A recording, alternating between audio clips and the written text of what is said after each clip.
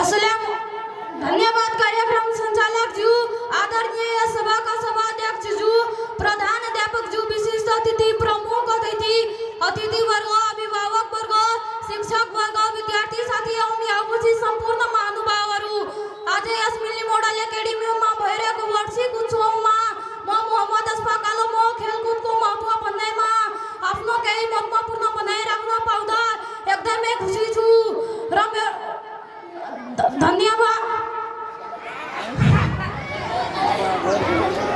खेलकुद विद्यार्थी जीवनको आवश्यक विषय हो। यसले विद्यार्थीको जीवन खेलकुदका प्रमुख महत्त्वहरू शारीरिक समस्याका लागि खेलकुद। नियमित खेलकुदले शरीरलाई तन्दुरुस्त राख्छ, मोटोपन, मुटु रोग र अन्य रोगहरूबाट जोगाउँछ, मांसपेशी बलियो बनाउँछ र ऊर्जा दिन्छ। मानसिक विकास र तनाव न्यूनीकरण। खेलले विद्यार्थीको ध्यान केन्द्रित गर्न मद्दत गर्छ, तनाव कम गरेर मनलाई ताजा बनाउँछ।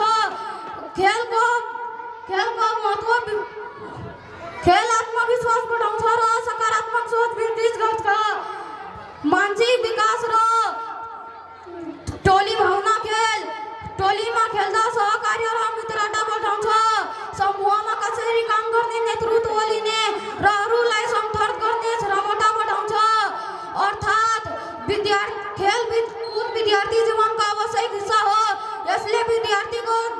यसले शारीरिक मानसिक विकास मात्र होइन, जीवनका प्रतिस्पर्धार्थीहरूलाई भावना गर्ने क्षमता पनि दिन्छ।